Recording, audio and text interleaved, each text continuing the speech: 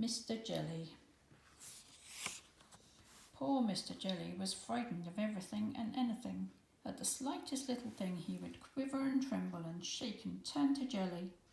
So it's not really surprising to find that Mr. Jelly lives as far away from anyone that he could find, in the middle of a wood, miles and miles from anywhere.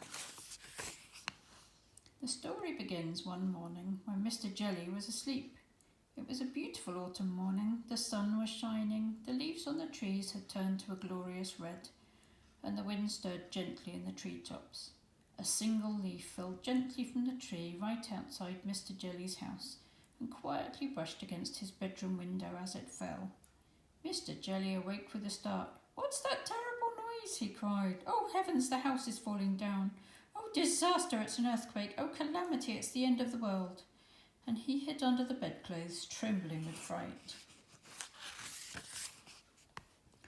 After an hour, by which time he realised that his house wasn't falling down, and there wasn't an earthquake, and the world wasn't coming to an end, Mr. Jelly peeped out from under the bedclothes. "Phew," he said, "thank goodness for that." And he got up and went downstairs to make his breakfast. Mr. Jelly poured some cornflakes out of a packet into a bowl. Then he poured some milk on the cornflakes. Then he went to the cupboard to get some sugar. Crackle, crackle, went the cornflakes in the milk. "Oh, goodness gracious," cried Mr. Jelly, diving under the kitchen table. "Oh dear, I hear guns. Oh, calamity, it's war." But of course it wasn't. And of course Mr. Jelly eventually came out from under the table and ate up all his cornflakes. After breakfast, Mr. Jelly thought he'd go for a walk. He was walking through the woods which surrounded his house when a worm poked his head out of the ground. "Morning," said the worm cheerfully to Mr. Jelly. Mr. Jelly nearly jumped out of his skin. "What?" he shouted. "Who's there?" And then he saw the worm. "Oh heavens, it's a snake! Oh dear, a man-eating snake! Oh calamity, I'm going to be eaten alive!"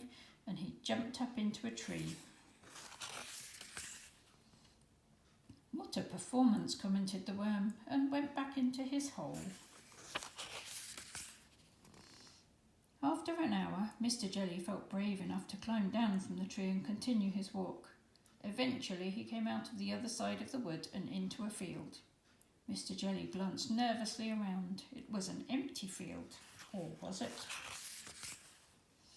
In the long green grass in the middle of the field, unseen by Mr. Jelly, there was a tramp enjoying a sleep in the autumn sunshine. Mr. Jelly picked his way cautiously through the grass. The tramp, fast asleep, snored. "What was that?" shrieked Mr. Jelly. "It's a lion." "I heard it growl." "Oh goodness gracious, oh dear me, a lion, a huge lion with enormous teeth, a huge lion with sharp teeth that's going to bite me in two. A huge ferocious lion with enormous sharp teeth that's going to bite me in two, if not three." And he fainted. All this commotion awakened the tramp, who yawned, stretched, sat up, and saw Mr. Jelly lying on the ground beside him. "Oh dear," he said, for he was a kindly tramp. "Oh dear." And he picked up Mr. Jelly and placed him gently in the palm of his hand. Mr. Jelly came to and sat up, rubbing his eyes. Then he saw the tramp's face looking at him. "Oh disaster," he screamed. "Oh calamity, it's a giant ogre, oh gracious, he's going to have me for breakfast." My, said the tramp gently. "You're a nervous little chap, aren't you? What's your name?"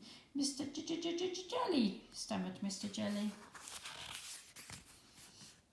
"I used to be nervous like you," said the tramp, "but I learned how not to be. Would you like me to tell you the secret?" Mr. Jelly quivered and shook and said, "Yes, please." "It's very simple," continued the tramp. "All you have to do is count up to 10, and you'll feel that whatever's frightening you isn't quite so frightening after all." Then he set Mr. Jelly gently down on the grass. "Remember," he said to Mr. Jelly, "count to 10, and off he went." Mr. Jelly thought it would be a very good idea if he went home immediately. Back across the field he went, back through the woods he went. He was walking through the woods when he stepped on a little twig. Snap went the twig. Mr. Jelly jumped twice his own height in terror. "What was that?" he shrieked. "That terrible snapping noise it's a tree falling down. That's not going to crush me to pieces. Oh, calamity, it's a crocodile hiding in the bushes, snapping its teeth. Oh, disaster, it's... And then he stopped. He took a breath. 1, 2, 3, 4, 5, 6, 7, 8, 9, 10, he said, and saw that what had gone snap was a twig, a silly old twig. Phew, he said. Mr. Jelly had almost reached his house when a leaf drifted gently down from a tree on top of him. Help, please, Spider, he screamed. I'm being kidnapped, oh calamity, it's ruffians with guns they're going to... And then he stopped. He took a deep breath. 1, 2, 3, 4, 5, 6, 7, 8, 9, 10. And then he saw what had fallen on him was only a leaf. Nothing but a leaf. A stupid red leaf. It works, he said out loud in wonderment. And do you know, it did work. After that moment, Mr. Jelly became a changed man. Well, you can see that by looking at him, can't you? And he never shrieks or shouts or screams or quivers or shakes or trembles anymore. And he never hides under the bedclothes anymore. Well, not very often anyway. The end.